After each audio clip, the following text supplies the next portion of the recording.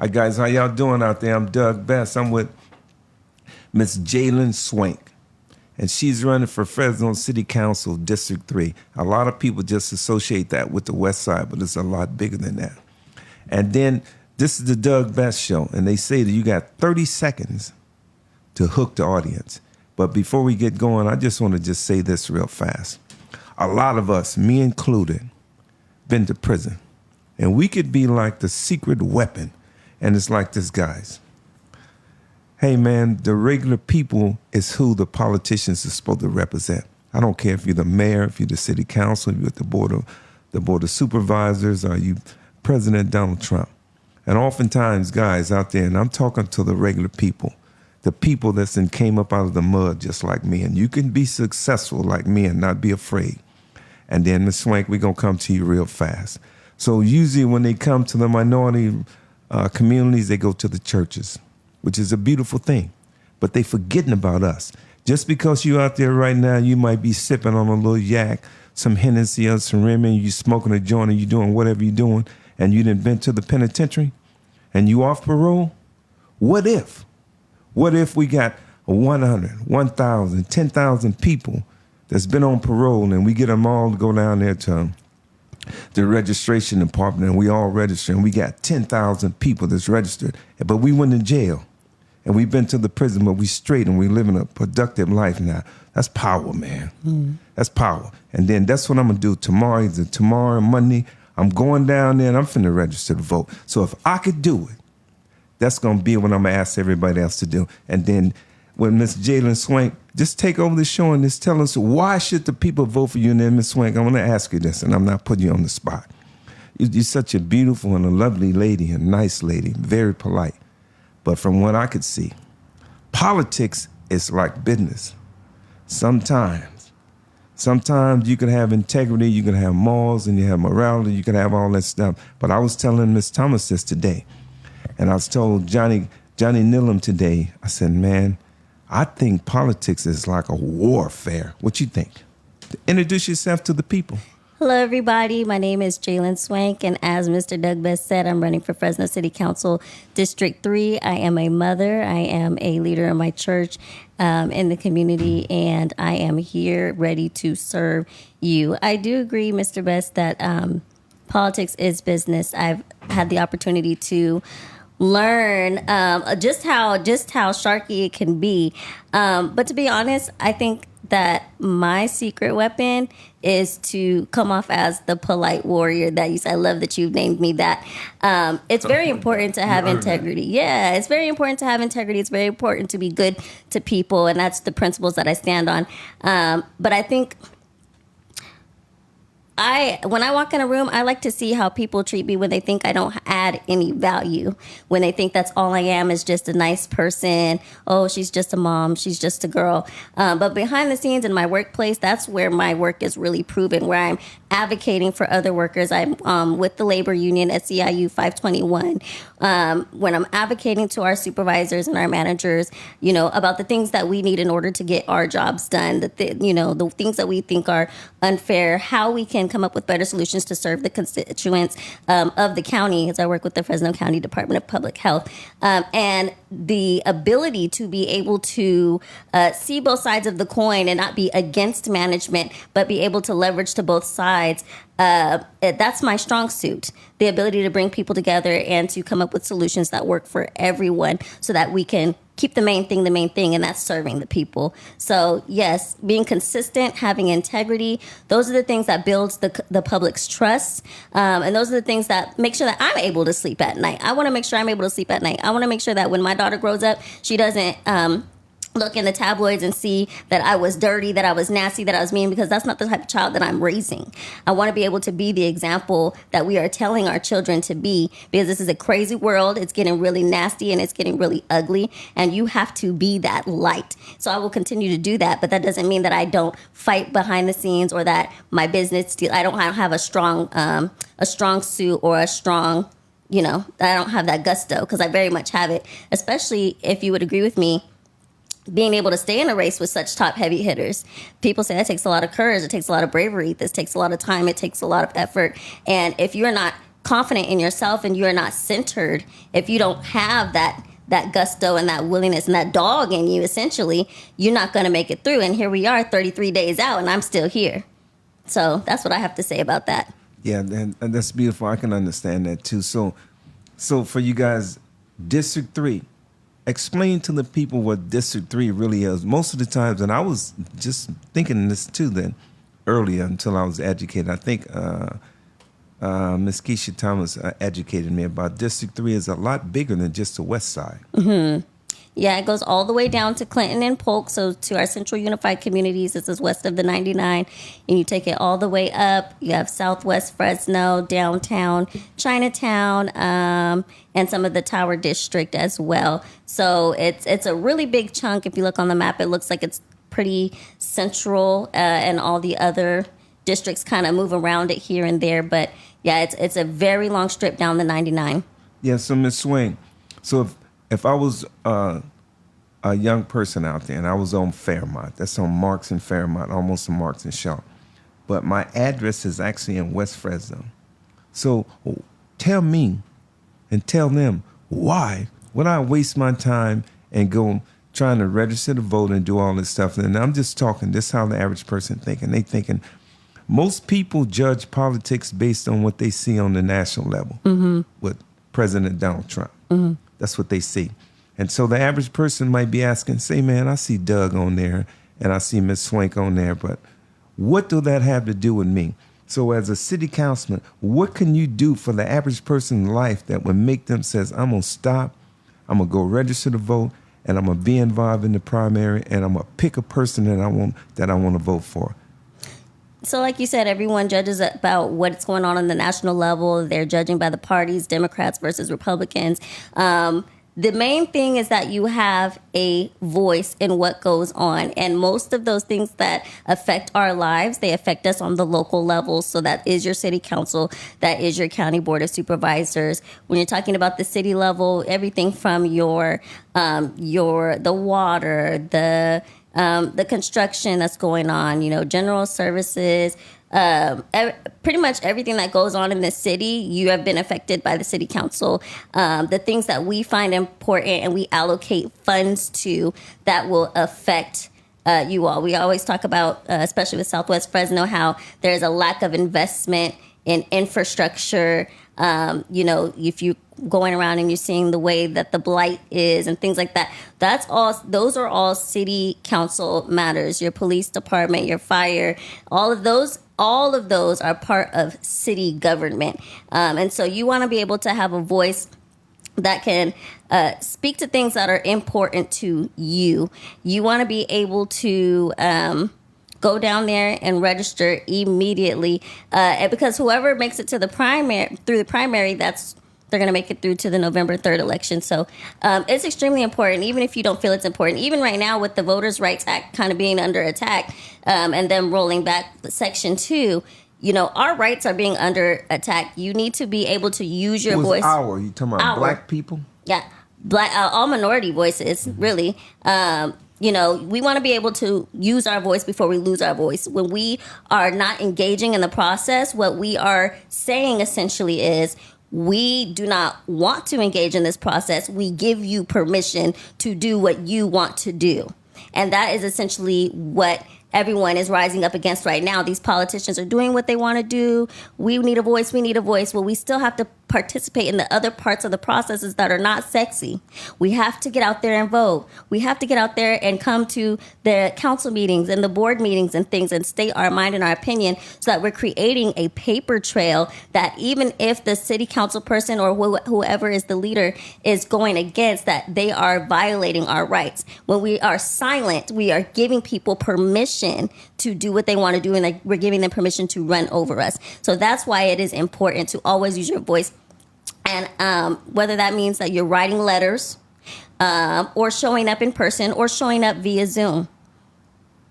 Yeah, thank you, Ms. Swank. So, guys, this is the phone number. This is the phone number right here. You guys can call in and you can ask her a question. So this is a simple question. What if I was on welfare? Mm-hmm. I grew up on welfare. Food stamps, that 50-cent food stamps, I loved it. If I was on welfare and I was having a problem, if I was having a problem with social services, I guess that's what they call it.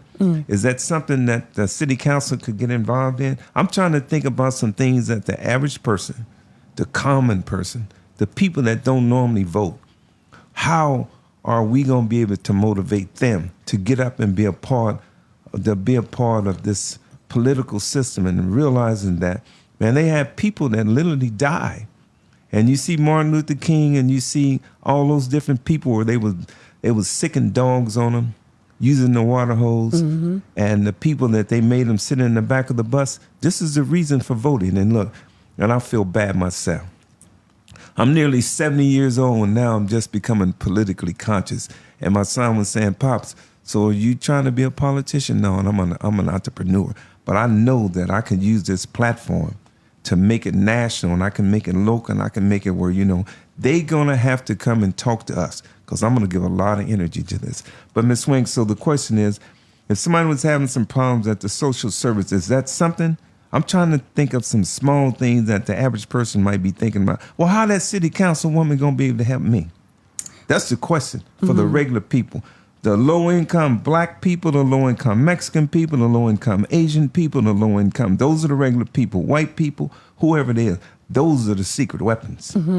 Well, the first part of your question, Department of Social Services, is actually a county office. So that would be with your county board of supervisors. And so while all of these different races are going on, that's why it's equally... Maria Pacheco. Yeah, that's if why... she wins, Miss Smooth, go ahead. That's why it's equally important to be able to look at everybody, not just city, not just county. Don't get involved on one level, but look at who's representing us on all levels, because social services, that is a county thing. However, I do believe that the city and the county should make a better effort to work together. And when I've proposed that, that's all I hear is, well, the county is the county and the city is the city. But me having worked in both spaces, there are a lot of things that ideas or processes. What did you do? With the city of Fresno, I was in the One Fresno Youth Job Corps program, and I promoted to a management analyst. So I looked at the systems and told them what was not working within the administrative team for that program. I also did a lot of the initial outreach to everyone who applied, and just assisted them throughout the program. We essentially ran the program. And at the end of that, my 1.5 years, it turned into, with the promotion, because it was supposed to be over a span of 2 years if you were just doing 20 hours. But with the promotion, I went to 40 hours a week. So in my 1.5 years there, I got to exit, and I was part of writing that $1.2 million grant that allowed the program to continue once I transitioned on to my full-time position with the county. Now I'm with the Department of Public Health as an administrative caseworker, and I work for the California Children's Services Program. So it's a state program administered through the county. And what we do is we work hand in hand with Medi-Cal to relieve financial stress off of families that have children with critical, chronic, terminal illnesses that qualify under this program. And so we're authorizing them to payment for different doctors, diagnostics, treatments, therapy, physical and occupational therapies, and things of that nature. And so having worked in both spaces, I'm able to bring ideas from the county that maybe they used, processes, structures, and bring that to the city level as well, to be implemented. And one thing that's really important that I want to talk about that I haven't heard anyone talk about, and I think is especially important, especially with the whole $15 million lawsuit with Kiki Wilson, is making sure that our city employees are safe mentally, physically, and emotionally while they're at work. That's one thing that I could say about where I am right now. I feel energized and ready to go to work every single day, because I know that people will listen to me if I bring up an issue. I know that I am valued, and I know that we are all there together. Even we're under these stressful situations where we're seeing cases with children with cancer and all these different diseases, but we created an environment where we are able to work effectively together and have fun doing it. So I want to be able to make sure that our city employees are well taken care of, that if they bring up a concern and they're going through the proper channels, and it just seems like something's being blocked or people aren't listening, they can walk right into my office and say, "Hey, Miss Swank, this is going on here. I've gone through the proper channels," and I can go through my proper channels to see what's going on into those issues. There's no reason why anyone should be leaving work because of mental stress from their job because people aren't acting right or they're being discriminatory or whatever the case that is. And I think that's also a conversation to have with the unions when we're talking about disciplinary action and what the steps that we need to take when it comes to relieving people from their duty, because those protections were meant to protect us. But at the same time, I have also seen how that can be a hindrance to the process. It can really hold things up, which is important to the people, because if the people that work for the city are happy and they're doing their jobs correct, with the people are happy where they work, they're going to do their jobs to the best of their ability, which means that we're going to get our services faster. So sometimes it's not always a means of streamlining processes. It's not always the processes. Sometimes it's the people that's sitting there. Joe Schmo hates his job, and so he's going to go as slow as he can today. But so we have to really look at all aspects of the process. It's not just about the services we provide and the front facing, but also what's going on behind the scenes as well. Yeah, thank you for that. And guys, this is the phone number right here. 559-704-3785. Why we want you to call in. Say, man, for the average person out there, I talked to Nicholas Wildstar, and he says, man, the average person don't care nothing about politics. Mm-hmm. And I said, nah. And then I started thinking about it, because he's probably right. I'm nearly 70 years old. I never even thought about politics until the last 6 months or so, when I started the podcast. So now, guys, but I'm finna be on it though. Mm. They had somebody in Chicago. They had somebody in Chicago, Jeff Ford and them. I was in the federal penitentiary with them. And it's the vice lords and they were in Chicago, and they started telling the gang members, hey man, we just killing each other. Mm. We ain't got no political power because we don't understand the process. And then now I'm talking to all the guys out there in the street. Somebody's gonna listen to me. And somebody's gonna listen to me. And so guys, out there now, you could be doing whatever you're doing, but you could take a few minutes and go vote. And she talked about June 2nd. June 2nd, and this is how they got it broken down.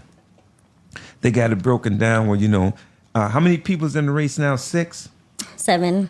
7. Okay, so for surely we know these are the 3 black people that I know for sure.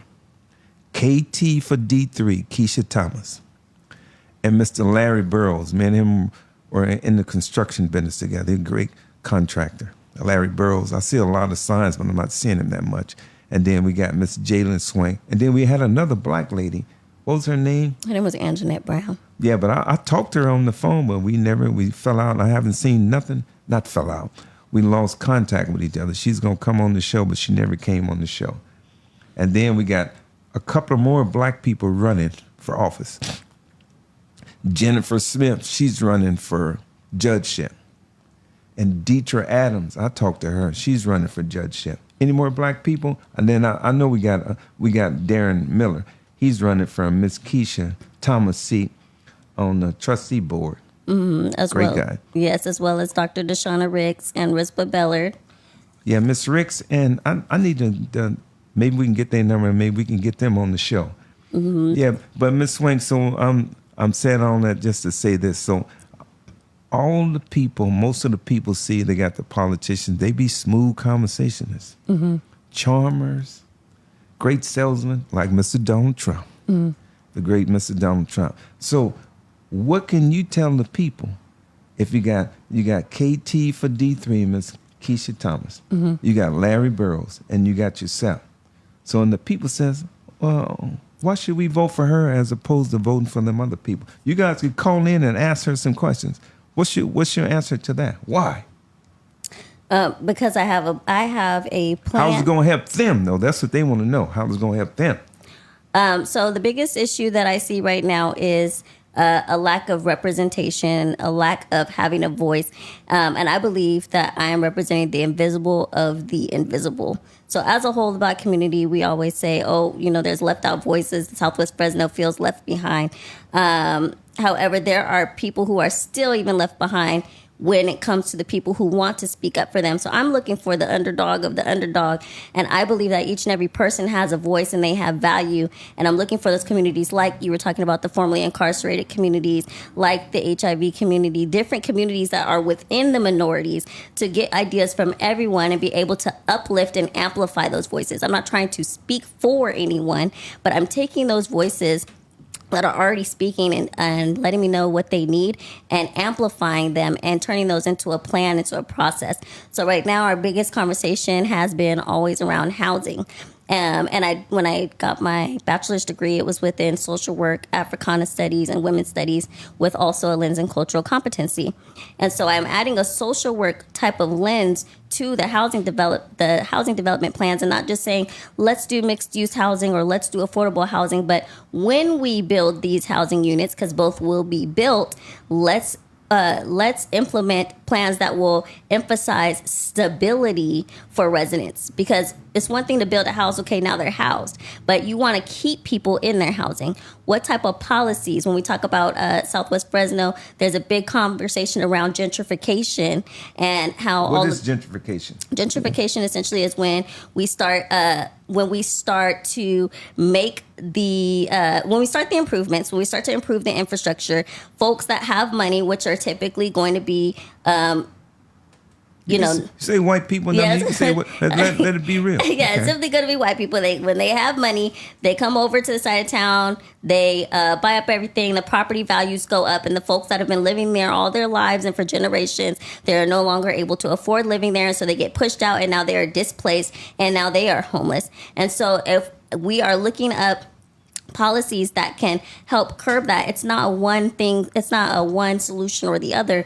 It's what's multiple solutions do we need to enact that looks like rent control, that looks like vacancy control. Vacancy control is once an occupant leaves, how much higher the rent is allowed to go up once an occupant leaves. We do see a lot of landlords that try to push people out so that they can raise the rent because of rent control. And we don't have any specific rent control policies for Fresno. We follow the state, but I would like to focus on that as well. And then when we're building affordable housing, what kind of social emotional support and financial support are we able to build into the programming that would be offered? Because a lot of people, we have this bad reputation and stigma that people who are on welfare, they want to be on welfare, or they, they're just complacent and we're just. But when you really talk to people, you spend the time to sit down. If you brought the tools to them, a lot of people, there's a lot of barriers. If you remove the barriers and bring the tools to the people, they will take them and use them in order to elevate. So I want to be able to promote upward mobility for residents as well by adding programming that caters to the total person in these units, not just building units and housing them. We have one young lady, Trina Dixon. She says, make sure I got to stay close to the microphone. She says, our voice starts at the local level.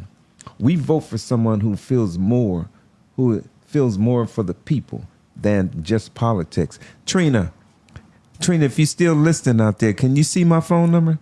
559-704-3785. Why don't you just call in and talk to Miss Swank directly? I'm sure whatever you're thinking in your mind, somebody else is thinking the same thing. Yeah, Miss Swank, so when we talking about building houses, you talking about building houses where they make them affordable for someone to go and buy them? Or are you saying for renters? I just built some apartments right now. We've been working on it every day.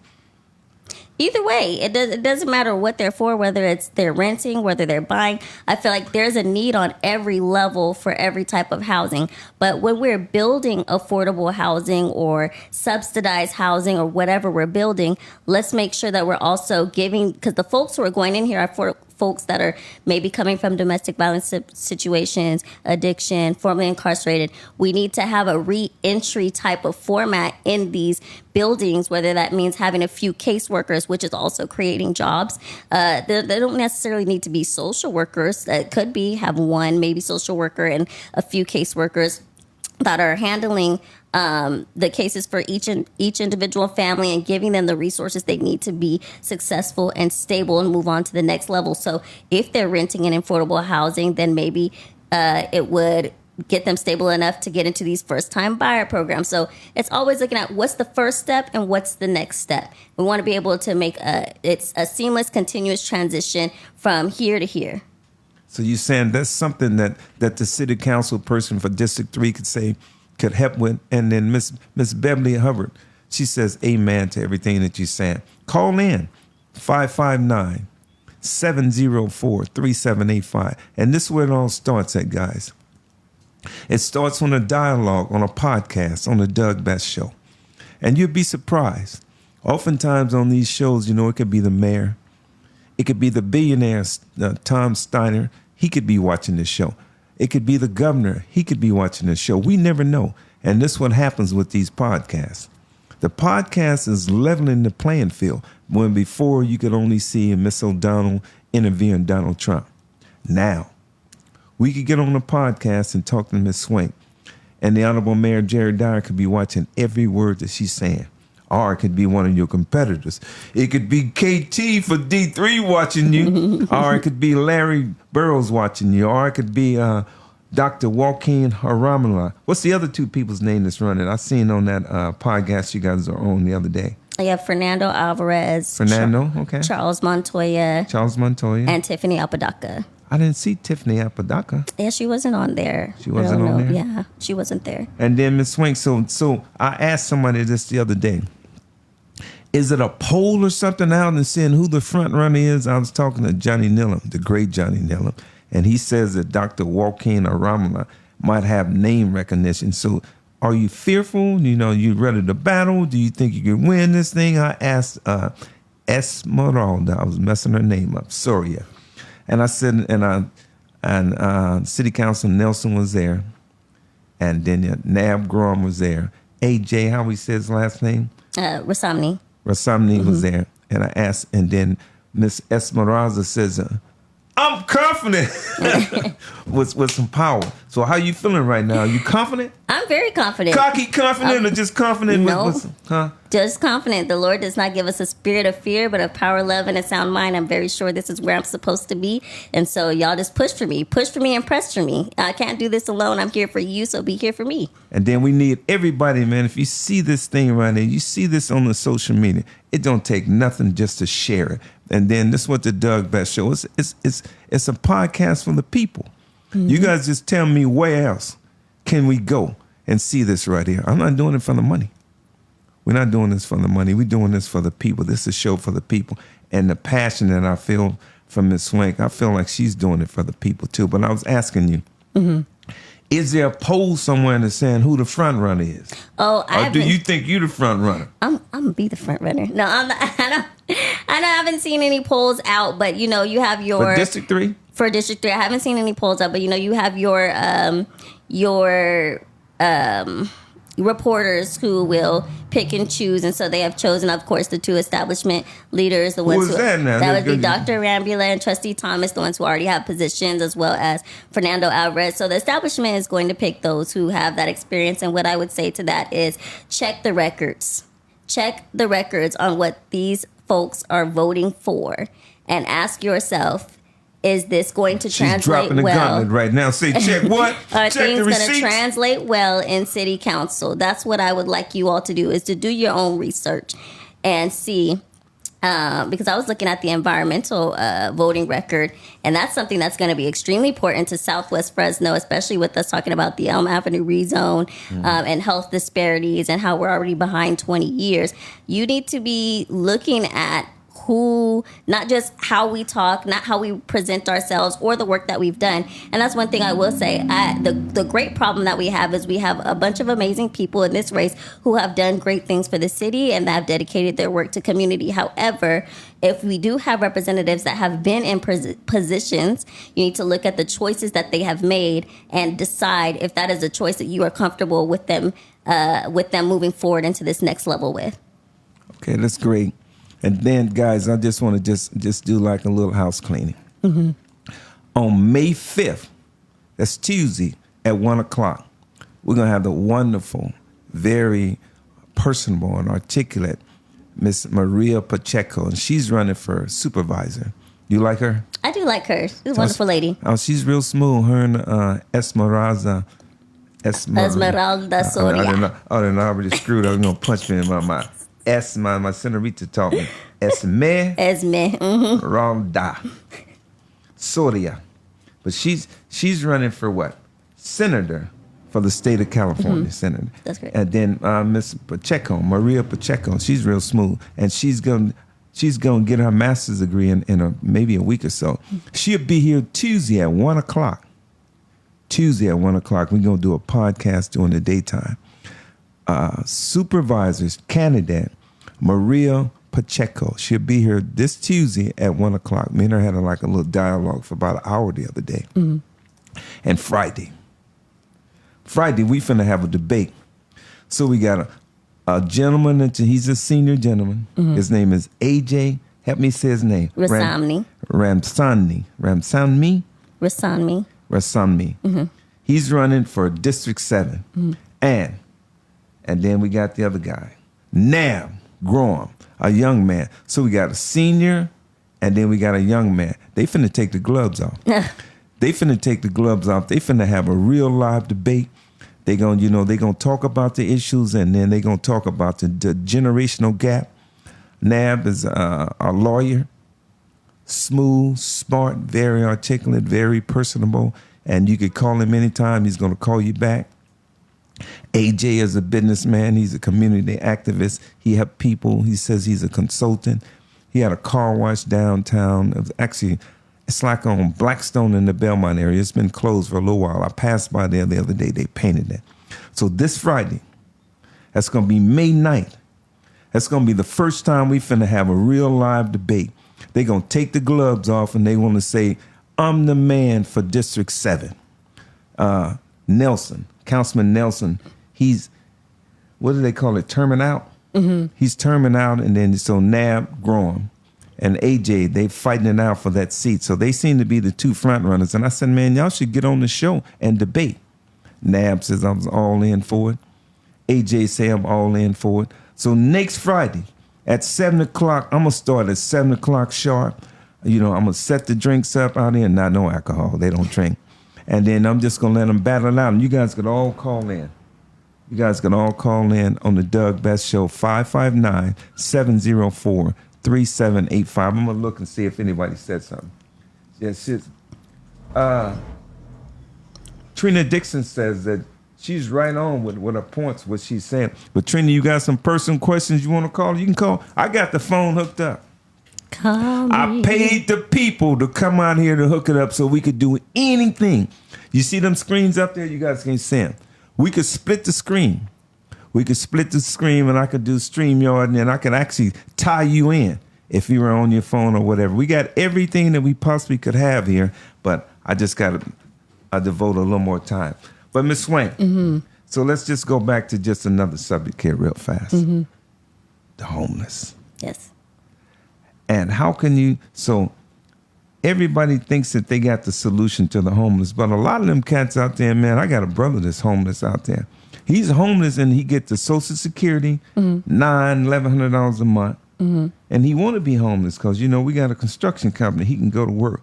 And so how is a politician going to politic their way up out of that when somebody want to be on drugs? They want to be out there doing what they want to do. And the government is giving the politicians access or control over billions of dollars, millions of dollars. How are you going to fix that? Or could it be fixed? Is this just something that the politicians talk about?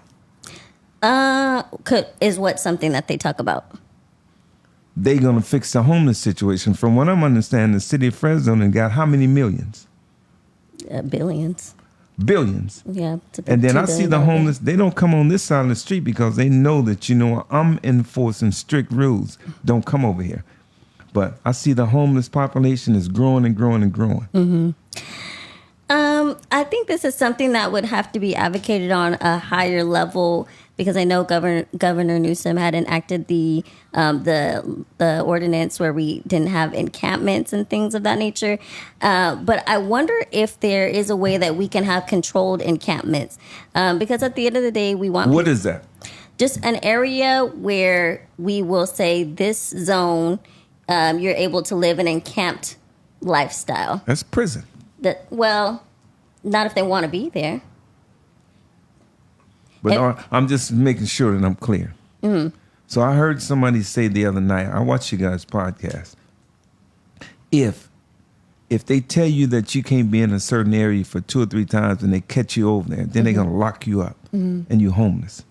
And then they're going to tell you that, well, you could go over on Fresno and B Street and hang out over there, and just because you're homeless, but if you get out of the encampment, they're going to lock you up. That's prison. No, not like that. What I'm saying is an area kind of like its own little city where it's not necessarily housing, but it can be an encampment area so they can live however they would like to live, and their belongings aren't consistently being thrown away or snatched by the city, which I would like to also update how those processes are going as well, so that people can maintain not only their dignity, but there's lots of things that people collect over time, their personal documents and things that get thrown away when the HEART team is going out and following those processes of throwing things away. But if there is some kind of way that we can have an area for the homeless that want to remain homeless, it's not necessarily housing, but an actual area that is closed in so that it has safety, it may have security. We can provide services like the mobile shower services, things like that, where I can't tell you how to live. I could do my best to clean up for those who want it, but I cannot force you into housing, because when we force people, like you said, we're forcing you into housing or jail. So if you go to jail, you're in jail, you're filling up the jails, and the folks that are actually out committing crimes, there's no more space for them. Not only that, if you force them into housing, if they don't want to be housed, If they don't want to be housed, I have seen instances where, the apartments are trashed, and now we have to put more money into reconstructing it because they didn't value the housing that's there. So just thinking of advocating as a city council person towards the higher levels of how we can bend or amend that policy so that we can give people the type of lifestyle that they want to live. I can't force people to not want to want to be housed.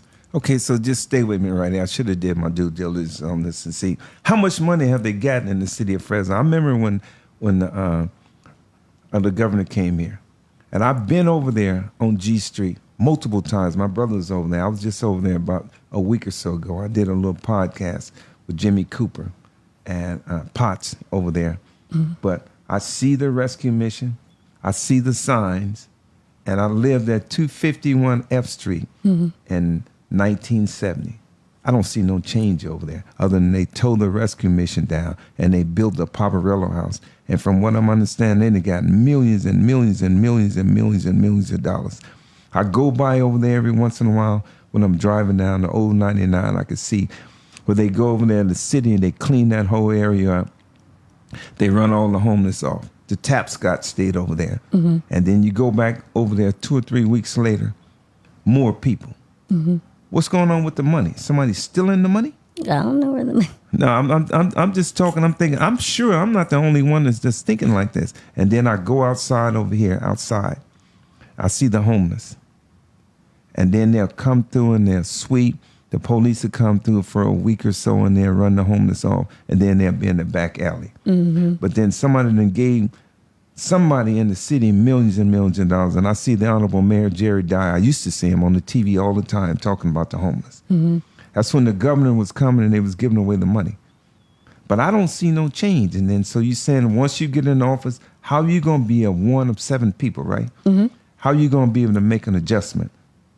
Well, like 1 of 7 people, you need 4 votes and able to pass something. And one thing that I really pride myself on, and which is why I am the polite warrior, you want to be able to have good relationships with the other council member, and not saying that not saying have a good relationship where it's like a favor for a favor, but you want to be able to That's what politics is. It's art of compromise. Yeah, but you want to be able to compromise. You want to be able to have good working relationships with people. You want to be able to show that you are consistent and that you are level-headed so that they feel they can work with you. And you want to be able to say, this is how this will also benefit your district. Because like you said, you had asked earlier, if you're on Shaw and Marks and you're not in this district, why does listening to me, why is that important? Well, what we all do as the 7 of us all together is going to affect everybody that lives here in the city.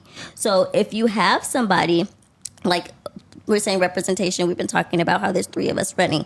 If you only Nick have... Wildstar, we forgot to mention Big Nick, though. And you forgot to mention Eric Payne, too, for County Board of Supervisors. Oh, sorry about that. That's okay. That's all right. But if you have representation, you only have one African-American person.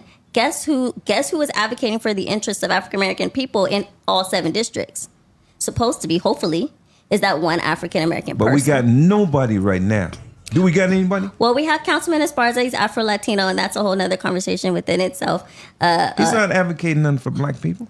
Well, he has, he has done some stuff for us.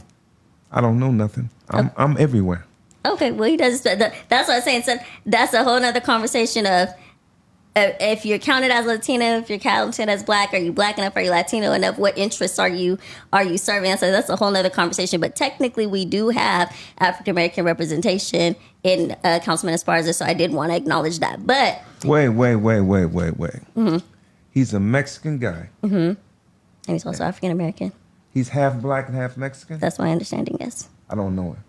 I got a Mexican wife, so I'm not against Mexican people. But what I'm just saying, the guys out there, we not finna get it twisted at all. We ain't got no black people out there, up there at all, period.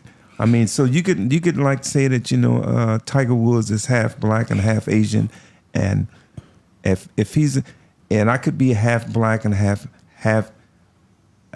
black and half Mexican. I'm a black person. Mm-hmm. So I don't know the gentleman that you're talking about. I'm sure he's an honorable guy. Mm-hmm. But I ain't never, Floyd Harris talking about everything. Oh, yeah. I ain't never heard Floyd say nothing. And then Floyd is a beacon of light. But, some people don't like him because he going to tell the truth in a harsh kind of way. I ain't never heard him say nothing about this gentleman about being an advocate for black people. And I'm not saying that he's not. But he's welcome to come get on the show.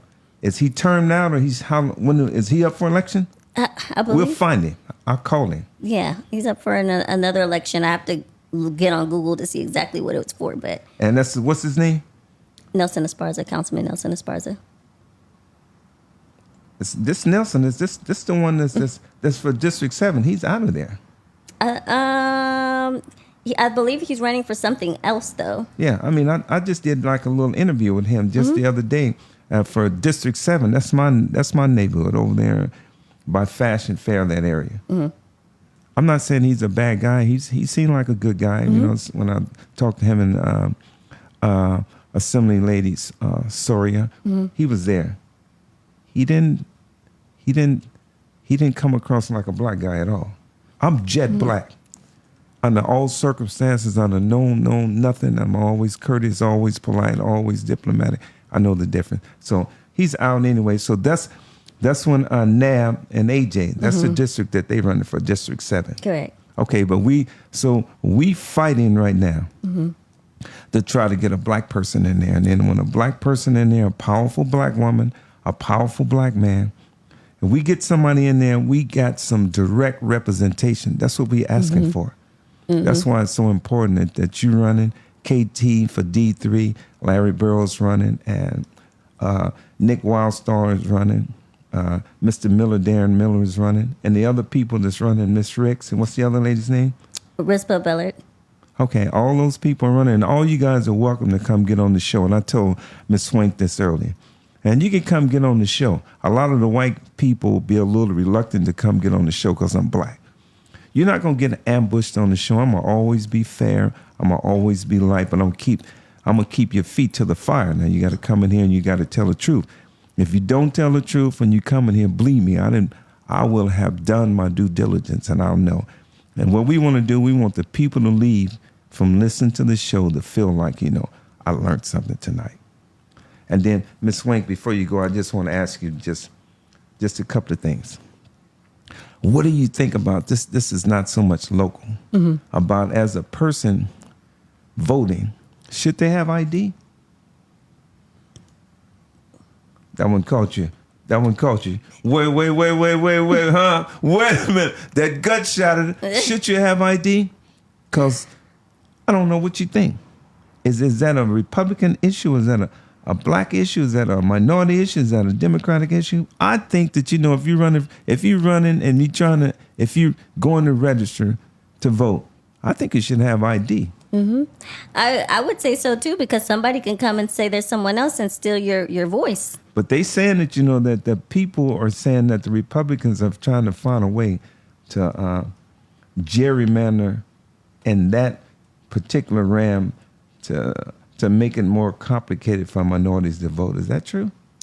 Well, even if that is true, that's where we step up as organizations and as representatives to find ways to bring those resources available, make sure we're giving out vouchers for folks to be able to go and get their IDs, transporting folks. That's where we come together as a community. It can't just be all on one person. We all have to come together to make sure that our voice is heard. So who's going to be providing that transportation?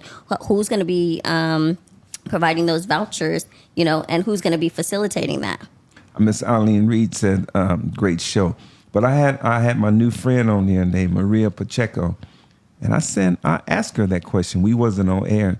And she tended to think that it could be somebody, and her analogy was they might only have $3 left in their pocket. And do they go get a new ID, or do they take that $3 to do whatever it is to live? And I told her they got Catholic charities where they give you vouchers. People come in there all the time and their ID is expired. And I said, man, I'm going to have somebody take you over to Catholic charity. And they're going to give you a voucher, and then you're going to go down there and get your ID, and you're going to come back in here and I'm going to do your taxes. So you in favor of the ID for voting? I'm in favor of the ID for voting. I would also think that ID does not need to be current. Oh, it has to be current. They said it has to be current. No, I'm just thinking. We travel all over the world. You got to have a current ID. When you do your taxes, that's mandatory. You see that sign up there? It's 8867 compliance. You must have an ID, and it must be current. When you go to the bank to cash your check, you got to have a current ID. I'm in favor of the IDs, and that might be. I'm in favor of people having IDs. And then we talking about for people that's going to vote, you need an ID. I'm in favor of that one. And then before we close, what you want to tell the people about what's one other thing too. I was talking to KT for D3, Keisha Thomas, and Johnny Nillum was over there. And I said, Johnny Nillum, the great Johnny Nillum. I said, Johnny, man, we got to get all the black candidates together and just let them talk. And I want to see if we can just have a dialogue. And I'll just go and sit somewhere. Johnny could sit here, and we could rearrange all the seats right here. And I know what you're thinking right now. I'm not trying to get on there and be getting in no tussle and getting in no fuss with these people and mess up my name, my good name, and make the black people look bad. I'm not saying that. We're going to have a knockdown drag out next Friday, when Nab and AJ have the debate. I'm talking about just all the black people, the 4 black people that's running for District 3. You guys just have a dialogue, and then we can have Johnny be the commentator. Johnny be the commentator, and then you guys just dialogue. And Johnny gonna keep your feet to the fire, because he's 80 years old, and he done been around a long time. Are you in agreement with that one? I am in agreement with that one. Okay. I will also correct you. There's only 3 of us. Angie Brown didn't make it to the official. Yeah, but I don't see what Larry at. I'm just seeing signs. I don't know. So he's official? Larry's official. Myself, Keisha, and Larry are official. Okay, so we got 3 people. So all we need is just you, Larry, and Keisha. Okay, and then we could rearrange the seating in any way. We can move anything in here. Let's go. Okay, and then, so we just got to get a date. We got to track Larry down. I'm calling Larry at 2 o'clock in the morning. He's up. Okay, so we got that part down. And guys, anybody else out there, anybody got any questions? Eileen Reed said, great show. We didn't put the timer on. And then Yeah, Miss Swank, before we go, what do you want to tell the people, though?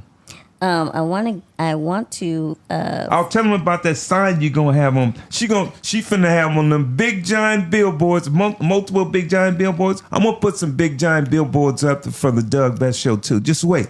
When I come back from traveling, believe me, I'm gonna step this thing up. It's gonna be national. Where's the signs gonna be at? You're gonna see my face in the sky on Fresno and McKenzie starting May 11th. Okay.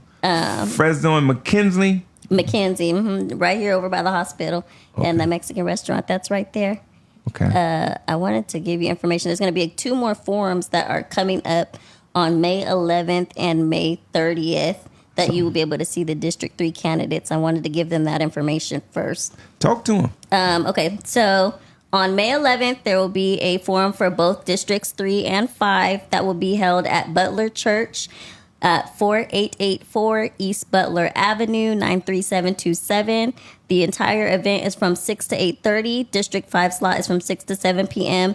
and District 3 slot is from 7:15 to 8:30 p.m. This is going to be held by the Leadership Council for Justice and Accountability, League of Women Voters, CMAC, Building Healthy Communities, as well as the Youth Leadership Institute. And then on May 30th, we're going to have a candidate forum for Southwest Fresno for a message from the grassroots. This will be at Free AME Ministries with Reverend Harris and Miss Eileen Reed. Oh, she just sent me right there. Oh, yeah. Eileen, we see you. Yes, she got you. It says May 30th, 3 to 5. Candidate forum. Okay. Yep, doors will open Is Floyd at Harris 2. going to be there? What? Because Floyd going to keep your feet to the fire. I know it. Doors open at 2 p.m. You can arrive early to speak one-on-one with the candidates. And this will be Fresno City Council District 3, Fresno County Superior Court judges, and Fresno County Board of Supervisors District 1. So whatever you are able to make it to, I would love to see you all there and speak with you, and just hope to garner your support in these last 33 days that we have up to June 2nd.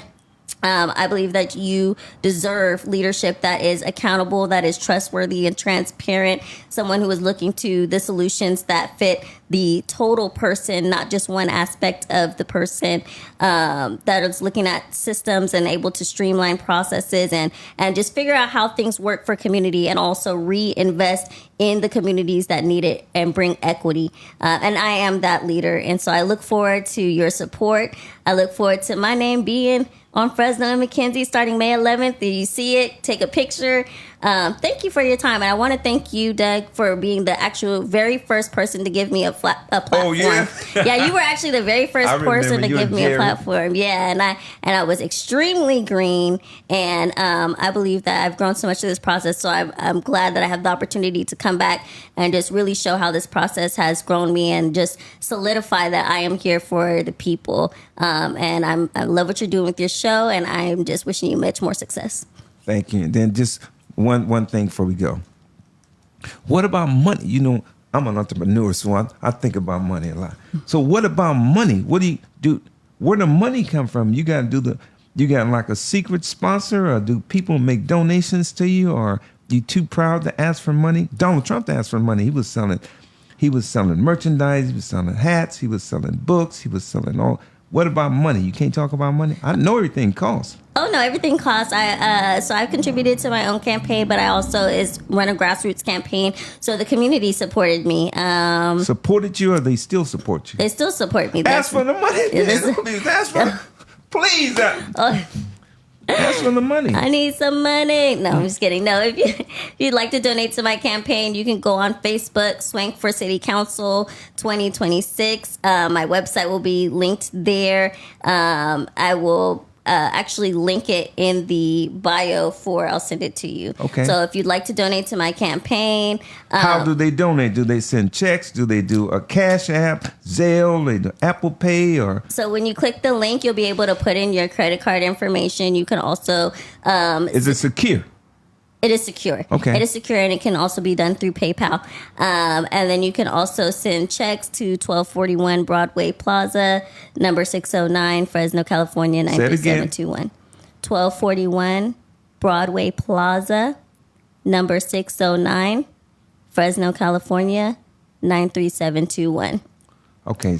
And then this is the thing right here. I know sometimes, I'm not trying to put you on the spot or nothing, but man, I seen that Kamala, the Miss Harris, when she ran for presidency, she got $1 billion. $1 billion. And I could just imagine, just running this podcast. It costs money. I got the best equipment that money could buy, but me and my senorita got resources. But I don't see nobody how I be saying, what is they afraid to ask for the money for? So, Miss Swank, then we finna go. So you can accept small donations if somebody want to send $5, $10. If you got 100 people sending $5, that's $500. Yep. If you got 100 people sending $10, that's $1,000. Yep. And then if you got 10,000 people sending $10, that's a little money right there. Yep. So you'll accept small donations. I seen where Miss Harris she was saying all small donations. Crockett. Remember Crockett? She was saying that small donations help. Yep. Small donations help. If you got $5, $10, if you have, you can contribute up to $5,900. So if you have $5,900, you can go ahead and send that on Tell in me as when to send in that one more time You so we can can get out of there. She need the money, man. Yes, you can click on the link that I will give today after the show. It'll be placed on the podcast. And you can also send a check to 1241 Broadway Plaza, number 609, Fresno, California, 93721. Thank you for your support. Yeah, guys, and then Miss Swank, I'm an entrepreneur, so I think about finances a lot. But is there any way you can make something like this right here, and then it's kind of like something like this, and then you could just send it, and it talks about donations. Ain't nothing. Everything costs. All these people, they said, Dr. Joaquin Aramla, he's got name recognition, and he has a war chest. And we talked about Miss Keisha Thomas and Joaquin Aramla, they had a war chest. Man, if you're the underdog, and there's a lot of underdogs out here, if you guys contribute $5, $10, and then everybody in the neighborhood, they're smoking a blunt, so we're not going to smoke a blunt today. We're going to take that $10 and then contribute to the polite warrior, Miss Jalen Swank. And then we're going to send this information out. I'm going to put it on the Facebook and everybody out there. And then, Miss Swank, we got to ask you, every time you see her on the Facebook, share her post. Every time you see me on the Facebook, share the post. That's power. That's influence. Listen to me, guys. The power ain't because, you got a political office. The power is all kinds of different kind of powers and all kinds of different kind of influences. If we got 100,000, 1 million people listen to us, Donald Trump, the great Donnie, Uncle Donnie, if he come to the city of Fresno, he's going to be compelled to get on the Doug Best Show. So, guys, every time you see us on the social media, just share it and share it and share it. Just one little keystroke. And then, Ms. Swank, the pleasure's all mine. Thank you. Yeah, guys, the pleasure's all mine. And everybody's out there said, let me just see if anybody said anything before we close. How you feeling, Ms. Swank? I feel great. I feel wonderful. And then we want to thank Trina Dixon for chiming in. Thank you. Maurice Simpson, Beverly Hubbard, Eileen Reed, and a few other people that just chimed in. And then we want to thank Ms. Jalen Swank, District 3 candidate. And then we're going to put the forum together with all three of them to get on here with the great Johnny Nillum, because we leave the country May 19th, and I'm going to be like in a whole nother mode. Booyah, baby. Y'all sharing. Thank you, Miss Swank. Thank you. Okay. Everything's beautiful.